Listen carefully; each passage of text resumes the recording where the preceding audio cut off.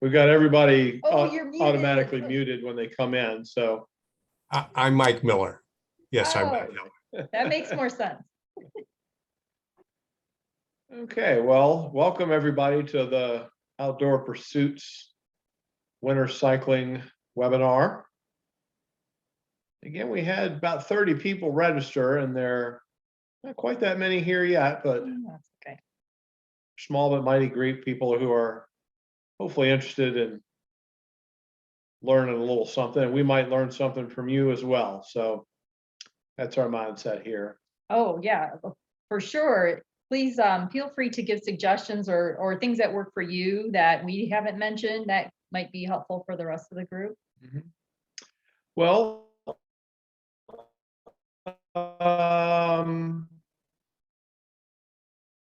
I guess I'm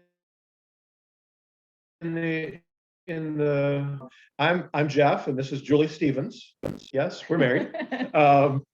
A couple of weeks ago, the board president Jerry was sitting with me, and he said, "You ride all winter, don't you?" I said, "Yeah." He goes, "Oh, you should do this winter cycling webinar." And I said, "Well, only if Julie comes along, because we need the faces that don't look like, a crusty 60-year-old, hardcore guy that's crazy." So, that's something that we've been trying to do for many years, is in a lot of our cycling adventures, is let people know that, you can be normal, and, you don't need a lot of special stuff to get outside and enjoy things. So, the meeting is being recorded.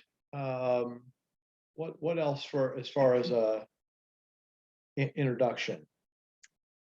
I don't know. I guess I might say a few things to give you a little idea Please. about what my cycling history is and what I do and how much I ride. So I've been riding probably, let's see, almost 30 years now. I started riding when I was in high school, kind of took a pause in college, and then picked it back up after grad school.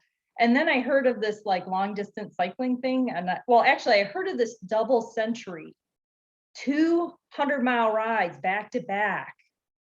Do you want to do it? And I said, sure. Where is it? And this time I lived in Detroit, and they said, it's in Columbus, Ohio. Okay, I'll go. And I'd never done a century before. So that was my first century, was riding the first day of Tazarov in 1995, I think. And I wore swooshy pants, Nike swooshy pants from the 90s, and a sweatshirt. And I had cycling shoes, no jersey, and it rained the whole time.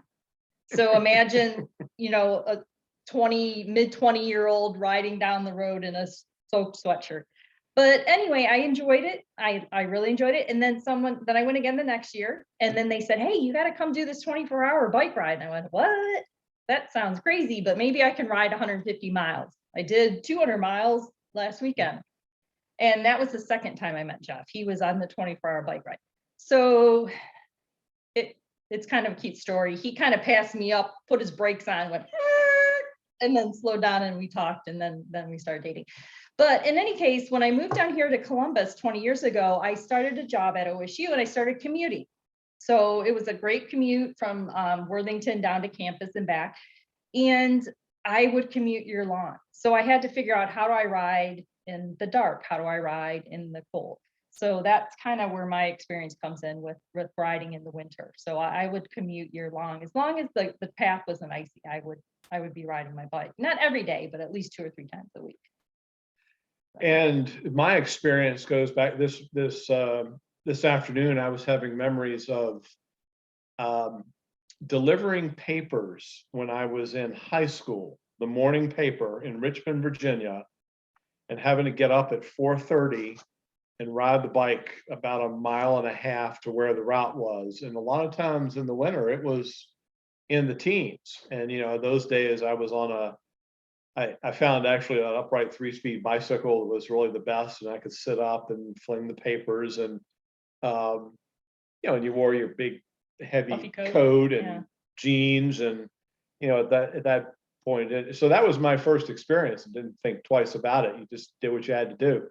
And really since then, just I have gotten more into riding outside just from a mindset point. I was doing training for these ultra endurance things and races, and I did the Race Across America 20 plus years ago, and I just to sit on the trainers was just mind numbing and horrible, and so I would rather go outside, and I actually rode a lot of times 6-8 hours outside in weather like we're having now on a mountain bike, but on the road. And I remember once the coach sent me, he'd have these workouts and I was supposed to do one-legged spins or whatever, and I would kind of hang my head, and when I call him and say, I'm sorry, I didn't do that, I went and rode outside.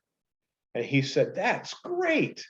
It's so much better for your head to go outside than sit on that dumb trainer. So that's the mindset I've had, and particularly the last 10 years, I don't think I've gotten on the trainer. I'd rather go outside for an hour or 2 or 3, maybe not ride with the same intensity, but it's just good for the head. And I really enjoy, urban adventures, and we've explored, the neighborhoods. And, a couple days ago, we were riding here in Worthington. They actually plow the road. So we, Columbus is still all covered in snow, and we have ways we just zig and zag back around through Worthington. And we actually, bumped into a dear old friend and stopped and chatted for a minute. So just good for the head. And I think what, we want to accomplish tonight is just sort of show you some of our equipment. We're not, the hardest of hardcore, but we get out there.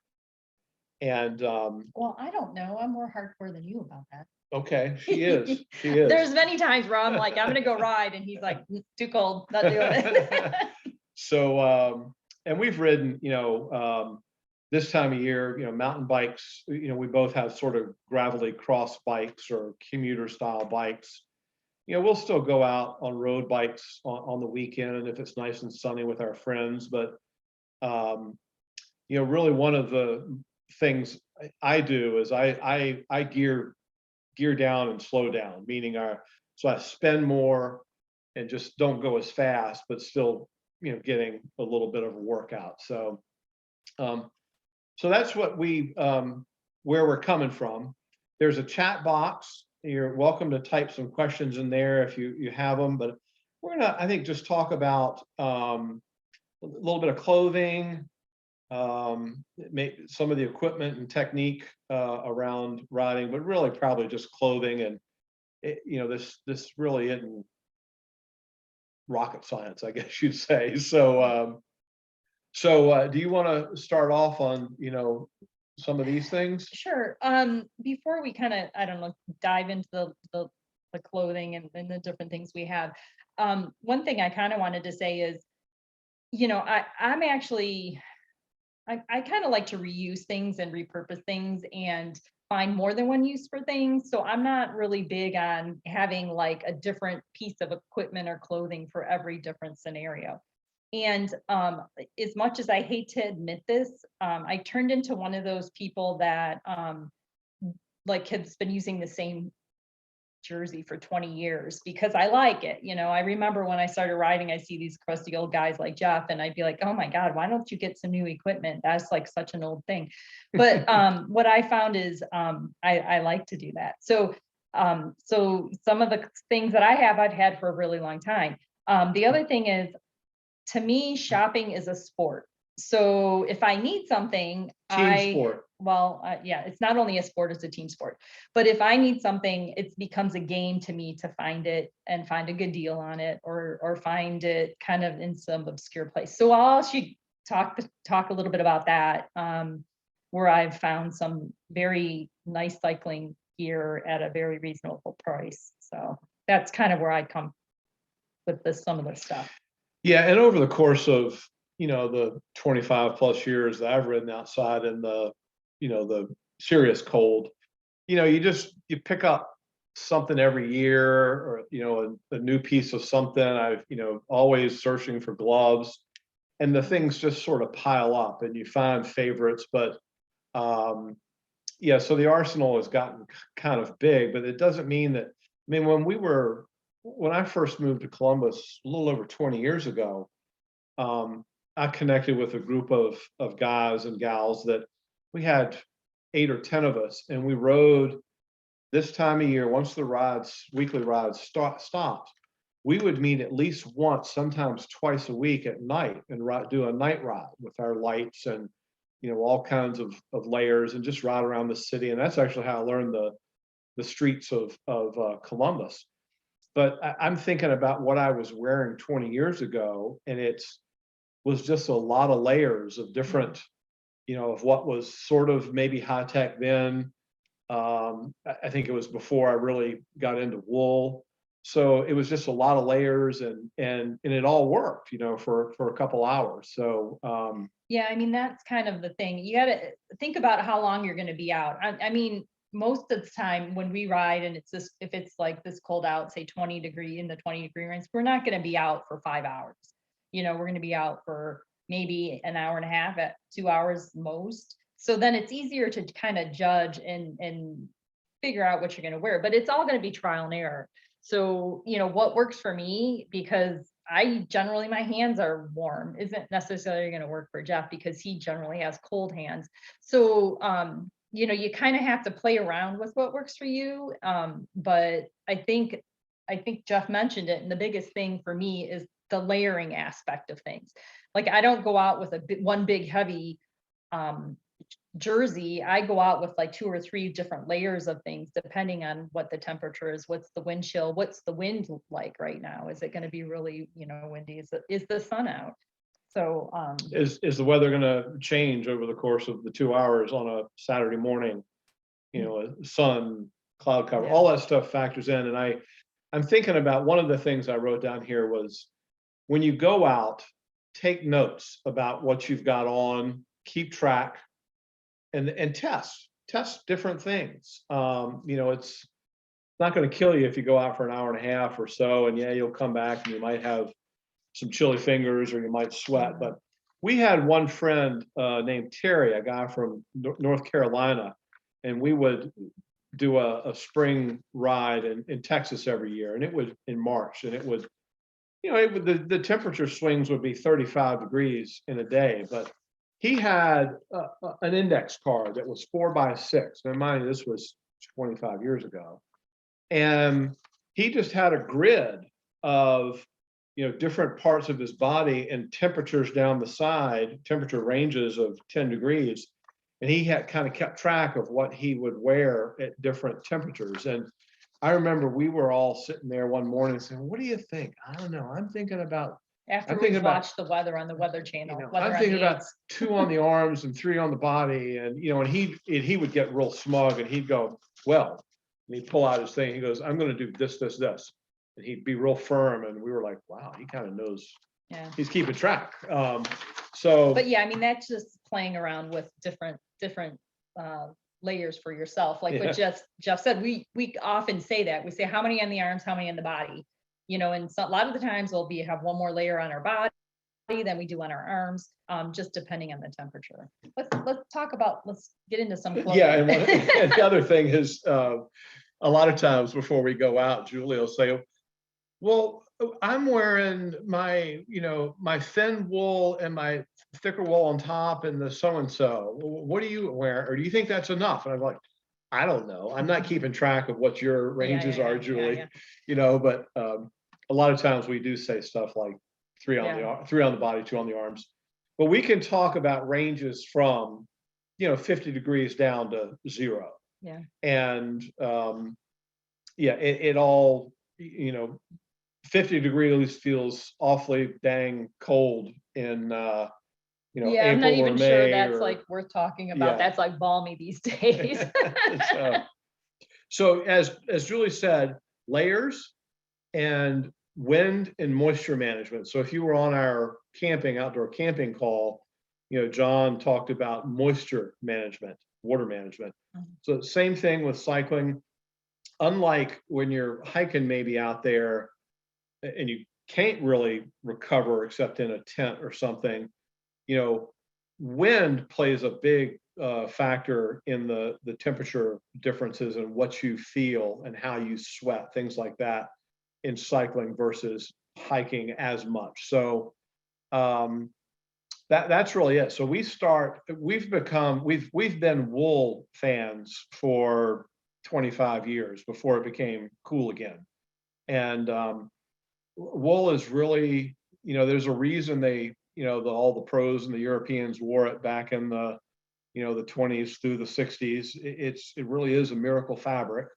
It gets, it can get damp, but it retains your heat and the moisture goes out, but you can still retain your body heat. So I think everybody here hopefully knows, no cotton, because that does not breathe. And then when you think about outer layers, I mean, the technology now with Gore-Tex, and I think the other brand is Artex, if I'm not mistaken. 100% of wool. I was gonna say, I mean, generally 100% wool is great. I actually have a wool blend jersey. So, I have different thicknesses wool jerseys also. So my cooler weather, lighter weight wool jersey is a wool blend. And I find that works very well. I would say almost as well as my 100% wool. I'd rather during this time of year and, spring or fall, I'd rather be a little too warm to some degree. Yeah, I usually It's- err on the side of It's a warm little versus cold. uncomfortable, but I put up with it because I prefer that discomfort as opposed to too cold discomfort. And then given the fact that we're mostly in wool layers, even if you get sweaty, I mean, I run also, and I'll run in these temperatures and I can come back with like soaking, sweaty, wet arms. But because I'm wearing wool, I don't get cold. So that's the same kind of concept when you're riding. I'll have the wool on, I'll have a jacket, and sometimes two jackets. And even if I'm sweaty underneath, it's not cold. So there are different thicknesses or grade of wool. So For example, your base layers can be either a short sleeve tee or they're long sleeve tees. You can find those at REI or Smart Wool or online. There are all sorts okay, of. so this is where I'm the bargain shopper, and this is one of my bargain shopping tips for you all. I'm sorry, guys, I've never seen them in the men's sizes, but this is 100% merino wool long sleeve shirt that Costco carries every fall, and literally $22. I mean, you can't get, and it's thin. Don't get me wrong, it's not a thick shirt, but it's really thin. But I wear it cycling, I wear it running. I took it to Europe and wore it to sleep in and as a warm shirt if I needed it.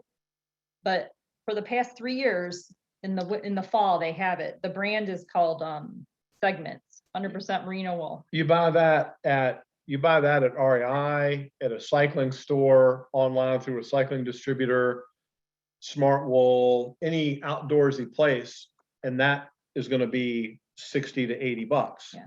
So, again, and there's like, I used to early on, I found one or two like thin merino wool, like business, like turtleneck kind of things, at the thrift store, that, the power guys were wearing with the black turtleneck and Steve Jobs thing.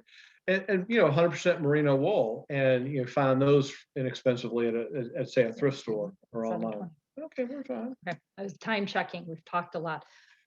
So we layer up like 2 layers of wool. We'll do either maybe a short sleeve or a long sleeve, and then base throw in the layer. short sleeve with that medium sleeve, And then maybe a thicker wool jersey on top. Can't find wool jerseys, Yeah, these white are wool tough. cycling specific jerseys much anymore. This is a pretty old 15-plus-year-old Smart Wool 100% merino jersey. I just picked it up on a clearance at Sierra Trading Post. And that's my number one go-to, always wear commuting wool jersey in the winter commuter. So There is one company that's actually based out of why did that go there? I don't know what you do. Based out of the Pittsburgh Aerotech that sells, larger size things, but they also have a nice line of wool products that are pretty affordable. Yeah, I mean, Facebook Marketplace, believe it or not, can sometimes have some nice wool items that you can buy. I found that exact same jersey for $20 just like a month ago. Someone was selling it as a cardigan. So to maybe wrap up on Yeah, wool, sorry. back to Antonio's question. We've done 100% merino wool, and the beauty of wool is that you don't have to wash it every time. You really probably shouldn't.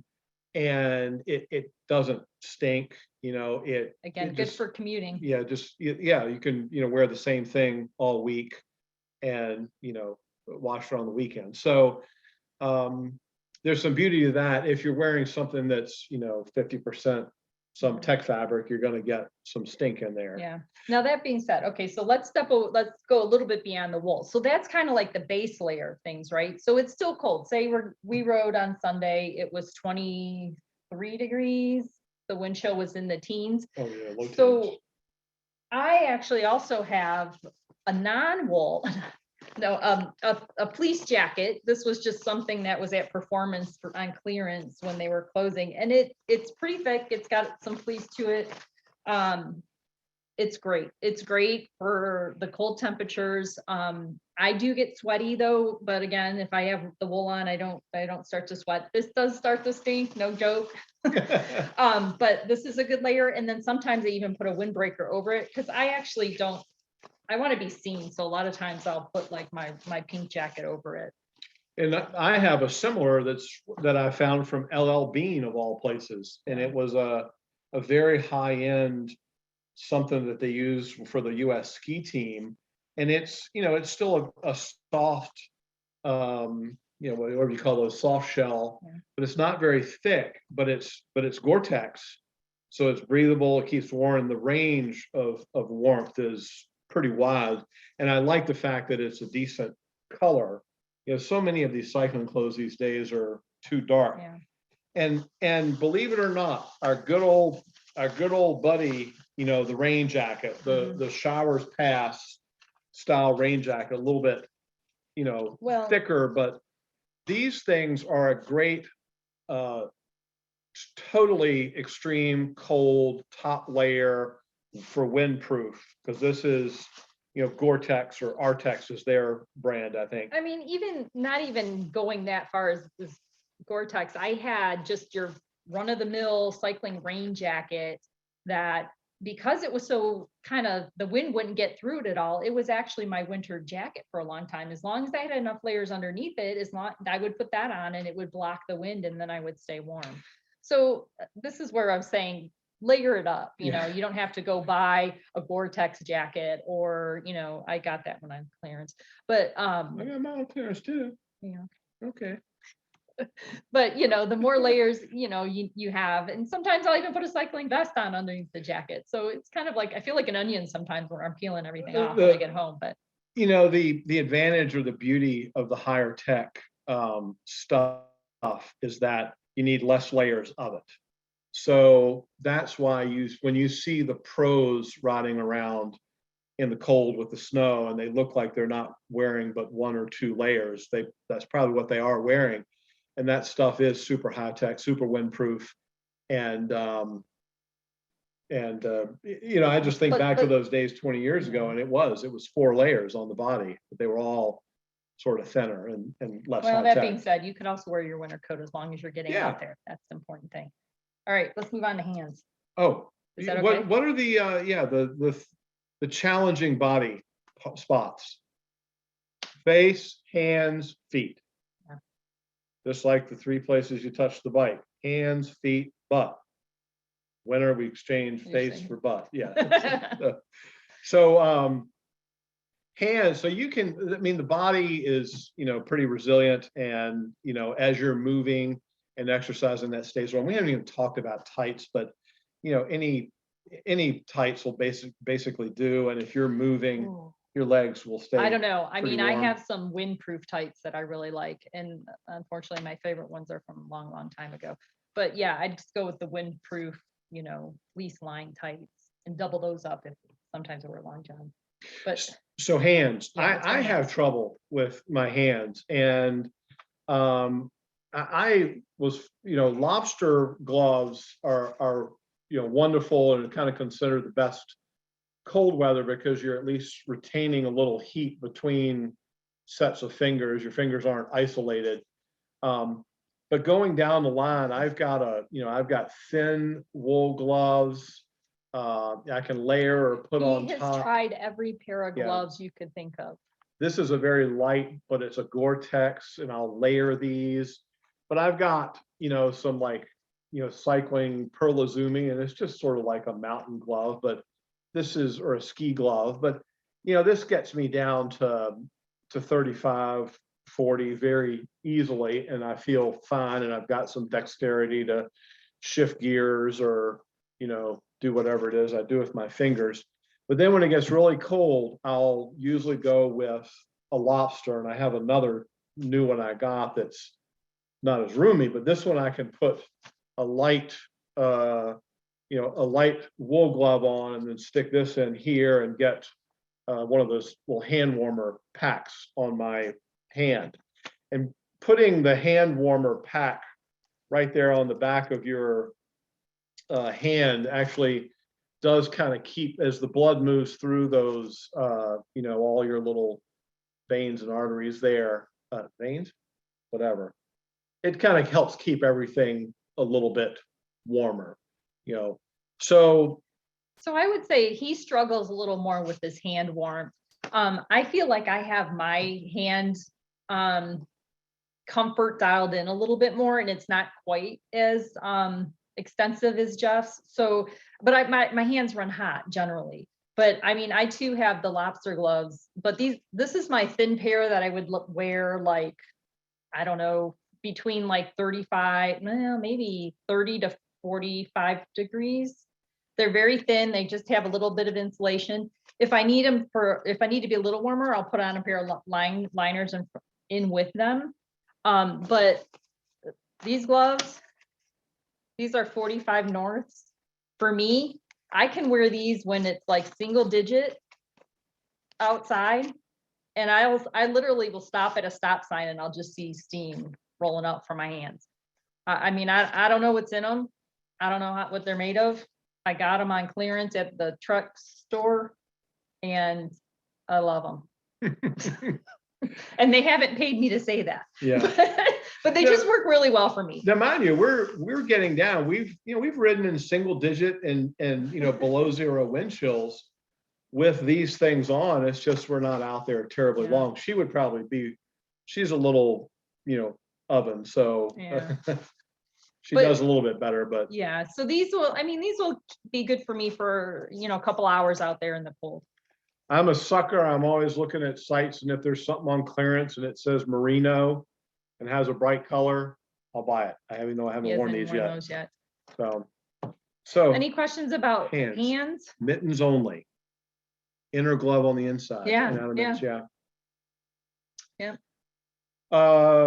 Feet? So wait. Or do you want to go? Yeah. Okay. So wait, this was something that we just learned recently, and was that John who said this? Who taught you this?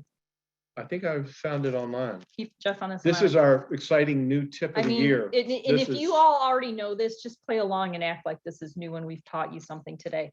So, we have the hand warmers, we have the toe warmers, we use those quite frequently when it's cold and we're riding. We just learned that if you put them in a Ziploc bag and push the air out, you can use them more than once. I didn't know that. It's awesome. It's great. Because they are activated by air. You take them out of that package. So, they're supposed to be good for 5 hours. Well, sometimes 6 to 10 hours. And, we'll wear them for 2, put them back in a bag and squish out the air, and, and then take them out a couple days later and use them again, and they're just as warm. So sometimes, just as long as they can still, they're still pliable. Once they get crunchy, they don't work. But anyway. Look at that. Mike Miller is going, say it isn't so. I could that's like, how much do you save on that? You know, so that's exciting that's been our we exciting were thing for the exciting. year. We're pretty basic about. We didn't talk about the head. Kind of, I go with the same philosophy about keeping my head warm as I do the rest of my body. For me, it's all about layering and thickness. So I generally wear a balaclava, which we call the baklava. I have two different thicknesses. This is actually a really thin cottony one that I like to wear when it's just kind of cool out to probably maybe mid 30s degrees. And then I have a little bit thicker one that's a little fleecy, but not too thick. It's a little tech kind of material. I actually got this at Costco also because I'm a Costco person. But along with both of these, I also wear a buff. So I don't know if y'all are familiar with a buff, but a buff is basically a tube of thin fabric that's kind of stretchy. And then I wear that over my ears. So I put the balaclava on and then the buff. And then I also might wear one around my neck if it's really cold, because then I can pull it up over my face a little more. Just got one on. But those are very versatile. Put it down here. Yeah. When you go into the convenience store and it's COVID time, you can put it over here. The mask. So there's different, you can get fun prints and styles, but we use these a lot too. Now I also got a baklava with a neoprene face front. I don't care for it too much because it kind of fogs up and we just sort of muscle through that facial area that's exposed. Some people do wear ski masks. Somebody wanted to see I'm that sorry. one. Okay. Another thing I always try to do is I actually put Aquaphor on my exposed skin on my face. I mean, we always wear glasses, and so imagine you have your balaclava down to about here, you have your glasses, but I put Aquaphor or Vaseline on my skin when it's cold out, because I just worry that cold air is really going to be messing with my aging skin, and it comes out nice and soft when you're done. So delicate. I know. So, and then what's the other area is our feet. And I think about how far, I've come over the years from, my bike shop 25 or 30 years ago, gifting me a pair of pink booties, which I was man enough to wear and liked them a lot. And then as time has gone on, found our way into neoprene style, booties that you put over your cleat, or just a toe front cover that's neoprene. Neoprene is a pretty good, serious insulator and windstopper. But I tell you, even down to 40 degrees, a very light, higher tech a toe cover works very well for me, just putting it over my road shoe or mountain bike shoe. So, and then, a couple years ago, I finally bit the bullet, and I've never looked back, and I actually would like to do more. I ended up getting a winter cycling boot or shoe. So this was like a pretty low end, moderate Shimano shoe. And it's, it's waterproof all the way around, and I don't have to bother putting the cover on it. But I'll put my, wear wool socks in here, a light layer and maybe a thick wool sock. Put this on, and this takes me down to into the teens. I could put this little cover over it if it were even colder than that. But I've not looked back from the shoe, and but again, as years go on and you collect more and more stuff or see these things available, you pick them up. So this has been, I've loved these. I don't have a and I haven't put toe warmers in for the longest time. I don't even need to do that. So yeah, so I just have some regular cycling shoes, and I'm not gonna lie, I think that I really have the most problem with my toes, keeping them warm. I put the toe warmers on the top of my feet, so I usually put 1 or 2 layers of wool socks, the toe warmers, And then my mountain bike shoes are pretty thick, so those are kind of pretty nice. And then, but then I have toe warmers on over them, so I kind of deal with it that way. I find it harder to keep my feet warm with road shoes on. I think they're thinner leather, and I have full booties for those. But yeah, those you get your toes super cold once, and then it's really hard to keep those puppies warm. Somebody asked for good brands of socks, and I put there's a brand called Darn Tough that you see in REI and Sierra that's pretty thick. But again, we've kind of gone with a higher level of merino wool versus some of the filler or synthetic. Smart wool is nice, but they tend to wear pretty Gosh. quickly. I've poked holes in almost every pair of smart wools. I have a sock darner now, though, just to kind of sew those smart wools up, because I can't throw away a $15 pair of socks. What is it? REI actually has a house brand that's good. I mean, again, when you go to Sierra Trading Post or Lands End or any of these places, just go over to the sock aisle and the clearance and just find we have a couple different layers, and we'll I prefer to stick with one sock, but there's people that have those big old thick wool rich, like old ski socks. I mean, they're fine too. Yeah, I mean, that could work if you can get your foot in it, right? So that you had to pay attention to what you can fit in your shoe. So when you get a cycling shoe for winter use, you get it a size bigger. Layer up. Well, you can't get more layers in it unless you have a bigger size. I know. So Ted said that he's got good luck with alpaca over merino wool. Yeah, I don't have anything with alpaca. Fiber? Is it called fiber, or is it still wool? I'm just not sheep. sure. I don't know. Yeah. But yeah, I know. I think it's as good or better, right? Than merino. So, did we hit shoes? And I mean, you basically just do sort of mountain bike, or even when she was commuting, it was just like hike shoes that she didn't even. Those are cycling shoes, but they were. Yeah, but you didn't clip in for many No. years. You just had like a power grip and used like almost a regular hiking style shoe. And there's no reason you can't do that and use a flat pedal and get around just fine and not worry with the clip in thing. Right. Now, I guess we didn't really talk much about the tights business. I mean, like I said earlier, I have some that are windproof that do a pretty good job, but I still haven't figured out how not to get super cold on my backside and down like my thighs. I came to the realization that where I don't have as much muscle is where I get colder. So I don't know if anybody has a tip on that. I aside from just layering up, I'm not sure how to keep warm. I don't really want to stick those little heaters all over my butt, but that is an option, I suppose. One other thing while we're on this section that encompasses this pile of all these different things, you might want to keep things in one place if you can. Mm-hmm. Julie has a nice refurbished dresser over there by the front door, and it's filled with all her cycling gear and clothes and gloves and lights and batteries and most of that stuff. Helmet.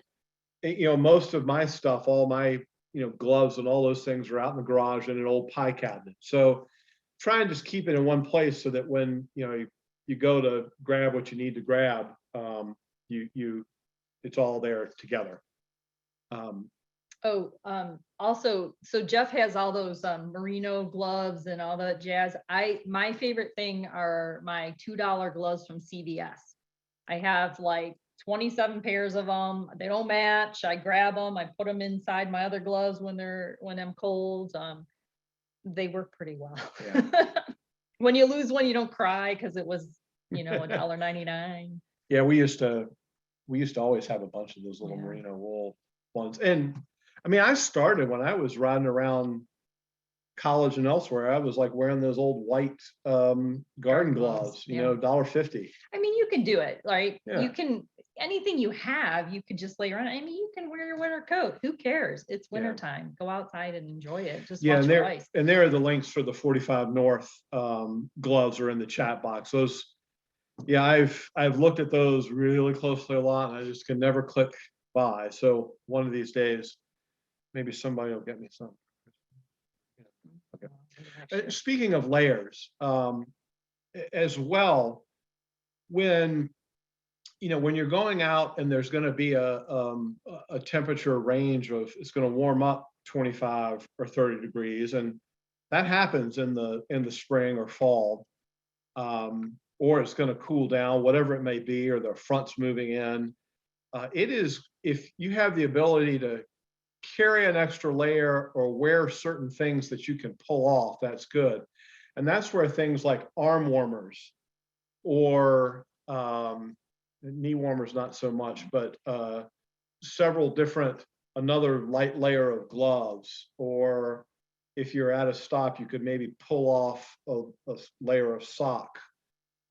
Just something to think about that you could pull. I mean, arm warmers are easy, just reach up under there and, it's not as easy as I make it look, but you pull them out when you're at the convenience store and things get a little bit more manageable. Or if you wear a light vest, for instance, that's something you can take off and put your windbreaker or outer coat back over it, and you've lost a layer, and it's going to be a little bit more comfortable as things warm up. So those are thoughts about that. Any while we're on clothes, what we didn't talk about was some people wear helmet covers to retain the heat there, but if you're wearing a baklava and a buff or the hoodie that comes over your ears, whatever it may be, a lot of times that keeps things in with a regular helmet on. But does anybody have any questions about clothing before we maybe go into a little bit of equipment and riding? And you could take yourself off mute if you want, or just type it in one way or the other.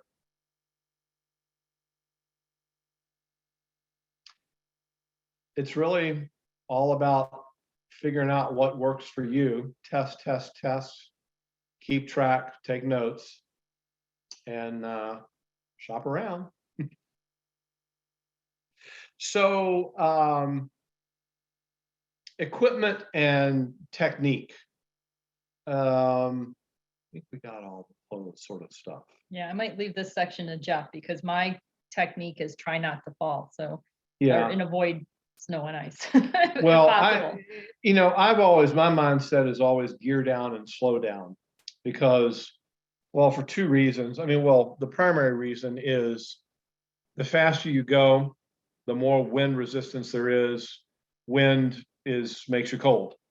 So, why not gear down, spin a little bit more, move your legs. It's a good time of year. A lot of the professional types or racer types or anybody that wants to be a better cyclist type will, in the winter, very consciously work on, increasing their revs and their spin rate and cadence a little bit more. So that's just something I keep in mind. Using your bikes with fatter tires, and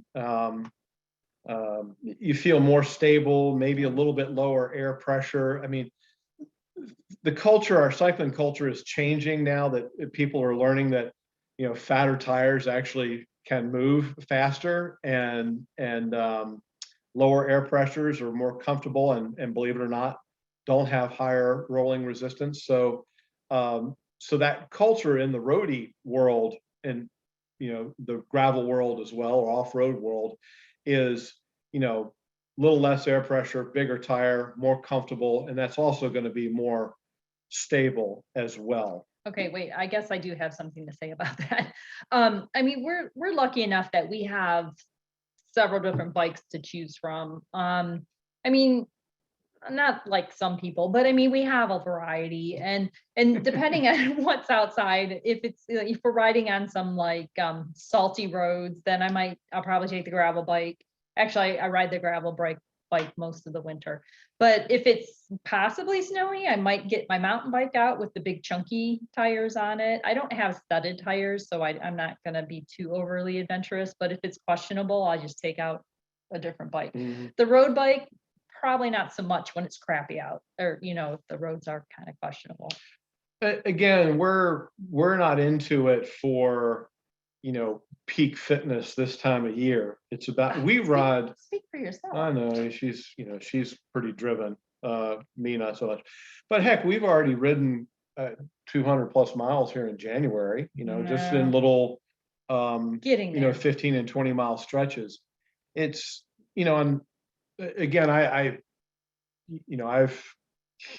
ridden close to 250,000 miles in my life. And, so there are plenty miles that I've gotten in. And it's not about the number at this point, at this time of year, and at this point in life. It's just going out and, again, getting the mind right and enjoying a little bit outdoors. So, just sort of scale back some. And so I don't mind that I'm riding a chunky old, winter beater bike that's 10 years old, or the old mountain bike. Good God, that thing went for 30 years, and now it's pretty toasty. But yeah, now when we go with the group, sometimes I lag back, and I hope they slow down a little bit. But I just think in my mind, I'm going to kick their butt come spring, because I'm riding this tank around right now. So the old guys have to do those sorts of things to keep our hopes alive. The other thing is, I guess, we didn't talk about studded tires. I know last year's webinar, there were probably some guys that were all about the studded tires, and, hardcore people that are riding to and from work every day. Those are, that's viable, and it depends on the roads or the places you are.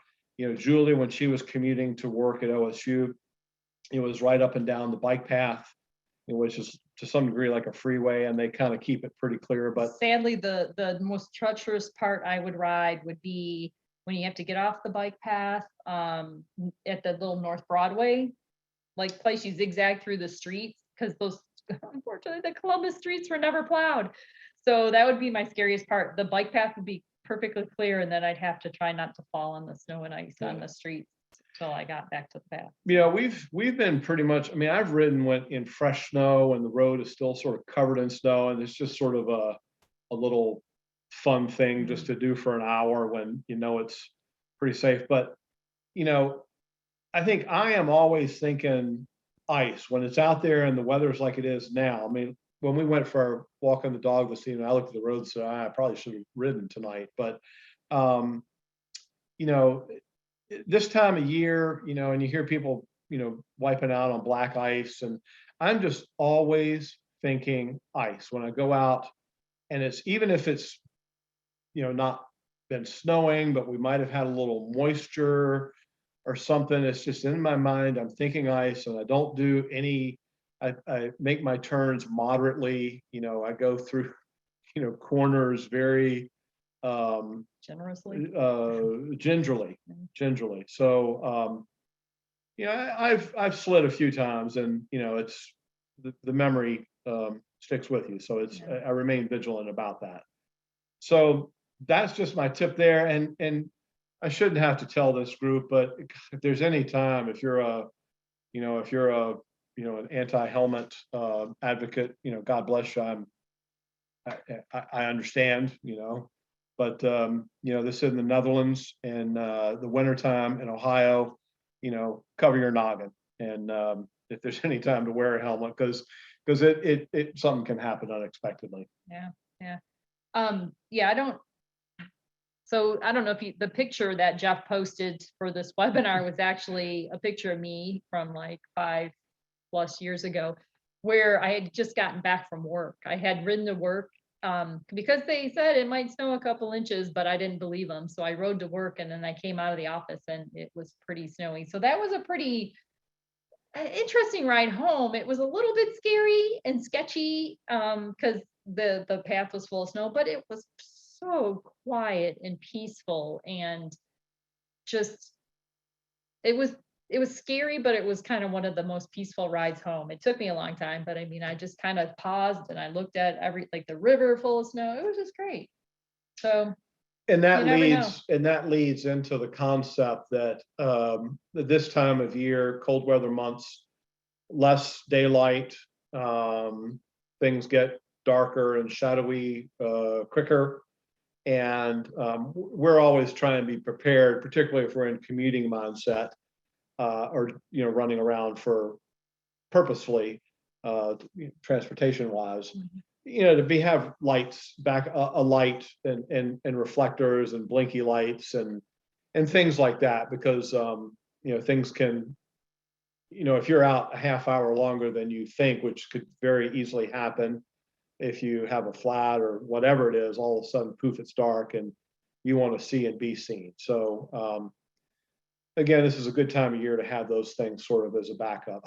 When I was commuting on a more regular basis, I had on my bike a little, one of the entry level generator hubs, and a very simple little light that was just always there.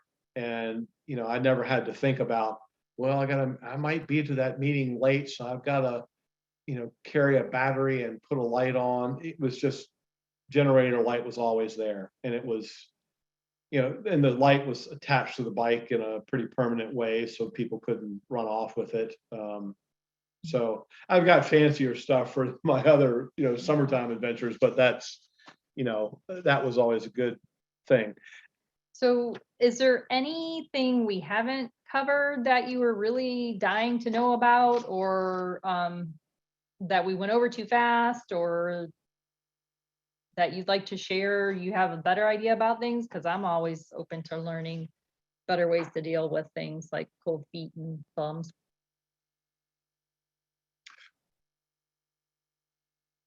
When it's cold, if you have thinner gloves, if you've layered up, it's a good idea if you have an on-road repair, like a flat or something, because your hands can get pretty cold if you have, they won't get as cold if you've got A thin layer. a little thin layer, and you can manipulate a tool and maybe do a tire change. Speaking of tires, Okay. you can write. Did you let them answer? No, they can write a question in here if they want. Jeff is getting into it. Gravel tires, nothing fancy, 38 wide, and there's not like that's a big old knobby mountain bike tire or anything, but this has gotten us around this sort of a tire for, probably can't see it very well. But see, there's nothing really super serious there. This is a Pan-Eraser Gravel King tire. That sort of tire is just fine on a road bike or a cross bike, or commute tires are just fine. Yeah. What else, people? I think I don't have any more. Close the show.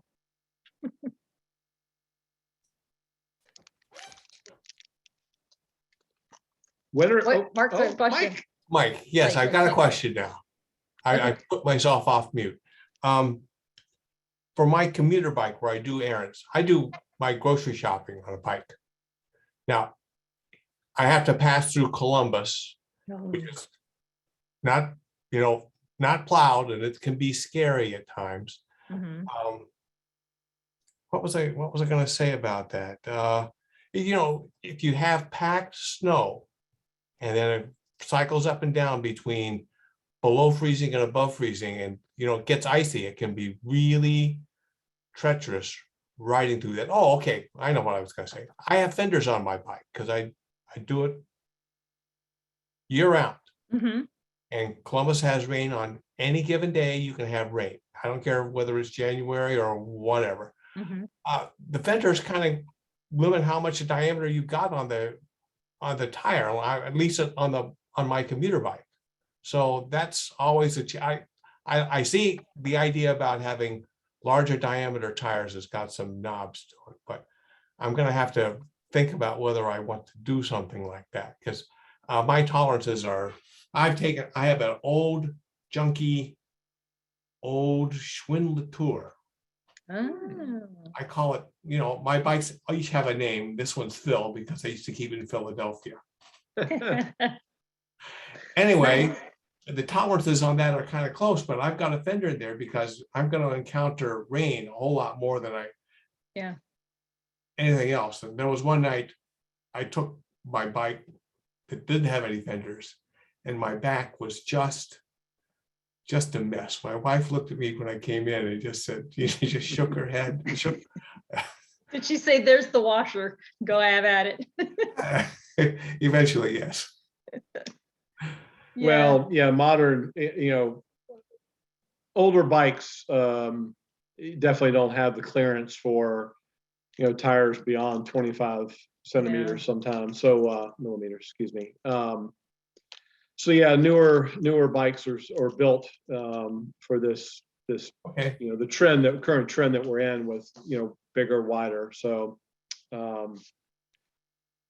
yeah, that's why, I kind of liked just clunking around on a mountain. I didn't do mountain biking.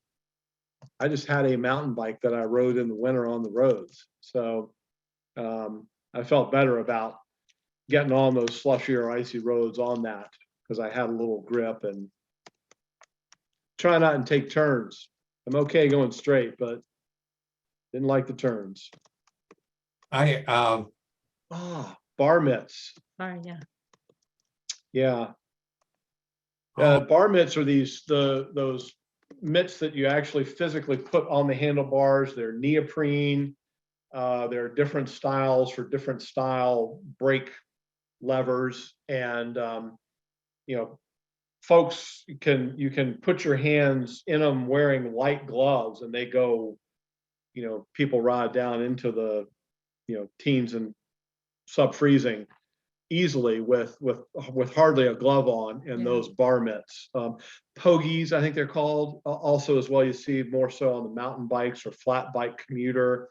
If you were to look at adventure cycling type bike rig setups, a lot of those will have those sort of mitts. But yeah, that's the only, I've looked at those a great deal, but the problem is that they are affixed to your bike and they take 5 or 10 minutes to put on and take off. Oh my gosh, 5 or 10 minutes. That's not a problem. I've never tried them because, like I said, my hands run hot, so I don't seem to have an issue with that. But we have a friend who loves them, and then someone else commented about the rechargeable, heatable gloves. I think our friend Kristen has those too, doesn't she? Yeah. So, that I think so. Our friend has Renault's, where it's like a restriction of circulation in your hands, and she has both the heated gloves and the bar mitts, and that helps her to ride when it's cold. Matthew says he loves his bar mitts. Yeah. Good. Thank you for bringing those up. Yes, for sure. I hadn't thought about those. The other thing is to, always carry a little food with you in your bag, an extra bar or something. And I joke that when it gets cold, you can start to carry your leftover Halloween candy because it won't melt like it would in the summer. So you can put your Snickers bar, your Baby Ruth or whatever in the pack and get rid of it. And it's always good to ride with a partner because when one of you bonks, hopefully the other one will have remembered to restock the which I think the I have to granola do bar that or right whatever now. in the bag and help the other one out. So Not that happened. That didn't happen last weekend. hard to chew. Yeah. Well, price you pay. This is true. I mean, he had that sitting out. I said, well, you don't want to carry that. It's gonna melt. And he's like, not in the winter. I'm like, Yeah, some, I like Laura bars or something a little softer. And you put it next to your body in your pocket and yeah, they will it stay warms up a little. okay. Yeah. But again, if you're sort of new and, you may not necessarily buy a cycling specific jersey with pockets. You might be wearing a hands-free hip satchel to carry your things. Or a Joseph A. Bank, Steve Jobs black turtleneck, leftover turtleneck, you know? So, what's the other thing? Water and water bottles. Oh, yeah. So I mean, I haven't been out, I've ridden before when the bottle will freeze a little bit. I generally start with lukewarm water in an insulated bottle, and I mean, we're not long enough for it to freeze, but it gets Yeah, pretty cold. these insulated bottles are kind of help in that regard, but we have friends that joke about, I'm just taking that bottle with me just to carry the extra weight because I never take a sip. Oh, he's bad. He's bad. Yeah. Let's But I not think talk there are other about it. people that do that too, so. Well, it's 8 o'clock. So, I mean, we can talk forever because that's kind of how we are. But if there are any closing statements, questions, I'm used to talking a little more at work. I love the ideas that people gave that we didn't think of. If there's any other ones, love to hear them. iPhone just came on. What's up, iPhone? Hi, I'm Walter. I don't Hi, know, Walter. but yeah, I was a little late, but I enjoyed hearing some of the facts there. I guess my question is, you talked a little bit about riding on the snow. Like I went for a bike ride today, and it's obviously mixed on a day like today after it snowed because they focus on plowing a lot of the heavier traffic roads, and the trails do get plowed by Metro Parks in Columbus, but they don't salt for environmental reasons. So obviously I went on some more heavily trafficked roads and was not as happy with the cars as on the nicer days whenever you can, kind of avoid all the heavy traffic. Yeah.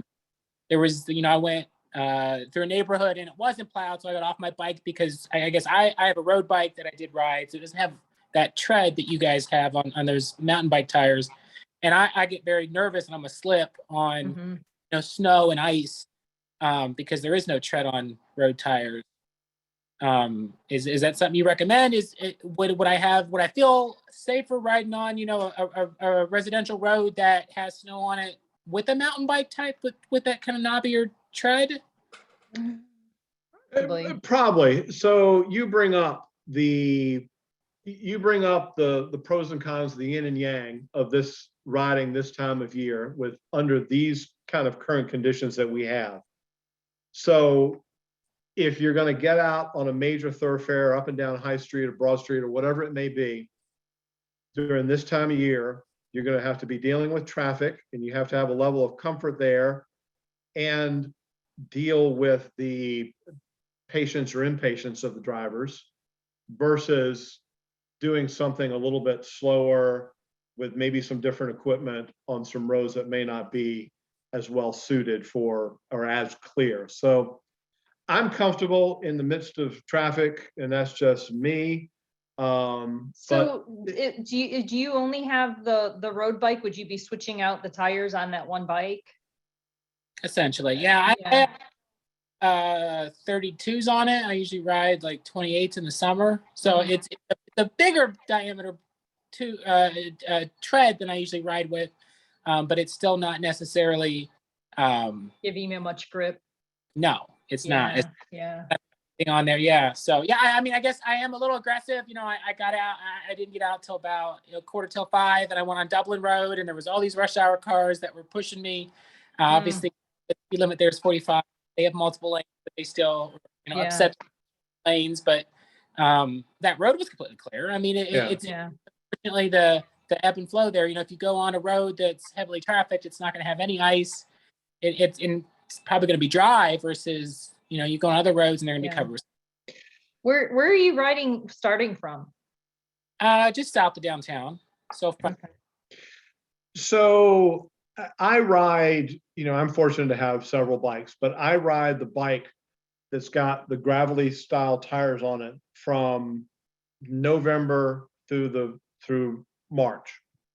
So I've just of the mindset that even if it were my road bike, if I only had one bike, I would probably change and had clearance. I would probably change to a wider, maybe a gravel tire to ride for the 3 or 4 months through the deep winter and maybe sacrifice speed or hanging with the guys to feel a little bit more stable.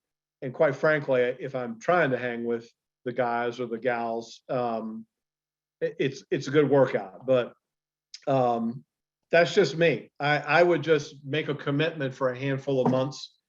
And that's sort of what I do with riding the gravelly bike that I have now. I just stick but with I it mean, for a bunch of but months. unfortunately, in general, we try to stick to the roads that are gonna be mostly clear, Yeah. like you do, but we have the option to stay on just like subdivision roads. Mhm. But I mean, I think you might find a little more like feel a little bit more stable and get more grip with some knobbier tires. Okay. I mean, you're not winning any races or getting Oh, any. No, he just wants to make sure he doesn't Yeah. feel like he's gonna. Right. Yeah. I definitely enjoy, I went on Dublin Road instead of the trail because I felt like it was going to be, less ice. Mhm. Because I guess, yeah, like when I hit some snow, I definitely felt like, I definitely felt like I was going to fall over. Yeah, It's yeah. no traction on a tire like that. If you could, I'd give him a try. Okay. Thank you. Yeah. Thanks for popping in and putting your video on. Good Yeah. to see your face. Okay. Mike, we appreciate you having your video on too. Anything else from anybody? Oh, well, thanks for everybody for coming. It's great to see people interested in winter riding. And if you have any questions, shoot Jeff an email and I'll make sure he answers them. Yeah, this has been recorded, so we'll get it up on the Outdoor Pursuits YouTube site. Oh, great. Then I'll send it to my dad, who now knows how to use the internet, and he can watch it. So. All right. Thanks, everyone. Have a good evening. Go ride. See you, Ted. There's Ted.